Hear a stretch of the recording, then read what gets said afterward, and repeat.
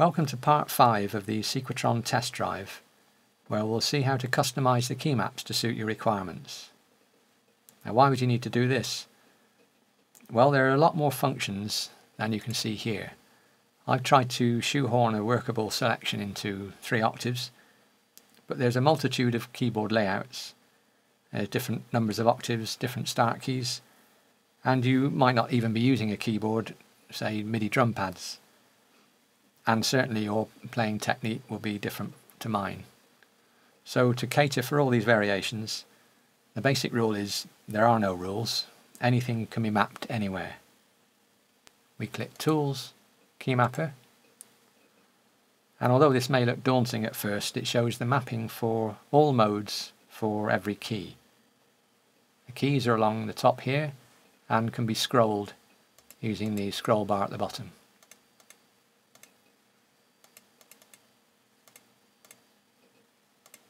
Each row shows a different mode, and you'll probably recognize some of these from previous videos. There's live mode here, showing the command key and all the playable keys. There's command mode, which shows the escape key, play, record, stop, and the sequence select keys. The record mode, these are all the recordable keys, and the digits mode, which we saw earlier. The escape key, the minus and the plus functions, and the 0 to 9 digit keys. And the template window only shows one of these modes at any one time, as this reflects the state of the Sequetron as you step through each command sequence. It's also color coded to help differentiate between the modes, so we'll keep it open just to see the changes. So to make a change, just find the relevant key and mode and click to the right of the text, and you'll see a drop-down list of all possible functions for that mode. For example, I'm on the maps for the record mode, and you can see I can assign a key to nothing, escape, recordable, or various stop keys, which we touched on in an earlier video. We used the play key to stop the recording and immediately start. We used escape to stop the recording. There's also an explicit stop key which has the same effect. But these other keys here give you variations on stopping a recording and immediately doing something with the sequence. So that will all be covered later when we go into the commands in detail. So you just click the one you want, and there it is. And if you're in, let's go to record mode now to see that change. We'll press the sequence and record, and you'll see now that that key has been assigned to the mute function. The other keys stay as they are. Let's change a command. These are the command keys. So we go to the command mode.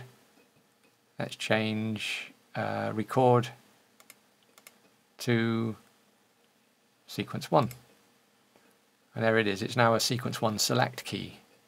You can see we can have multiple keys on the same function, and you can spread out your functions maybe at one end of the keyboard and replicate them at the other, or any other combination you want.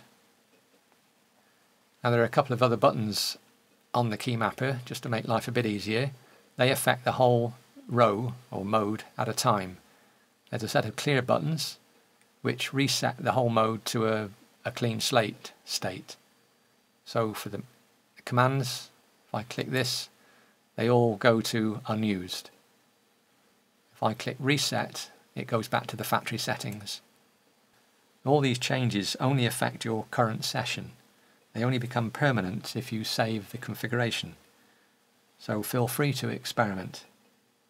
Now all these commands and functions may seem a bit frightening to start with, but even if you've got a large keyboard, you don't need to map everything. You can think of it as a command toolkit, and you decide which ones are useful for you and then map them onto the keyboard any way you like.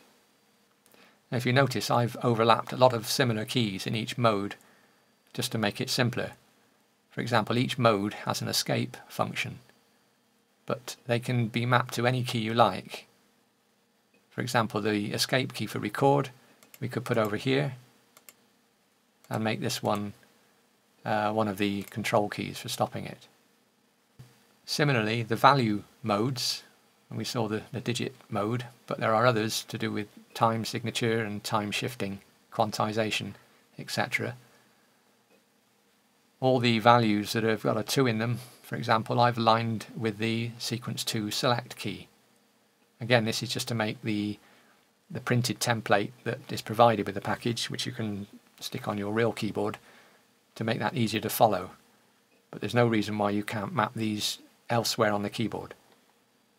Right, and if you're wondering what all the commands actually do, we'll look at those later on. But for now, you can see them in the command reference manual, which is under Help, User Guides, Command Reference, or it's available in the Start Programs menu if you don't want to run the Sequetron first. And if you don't even want to install the Sequetron to read the manuals, they're all available as freestanding files on the Filesound website. So that's about it for mapping. Thanks for watching.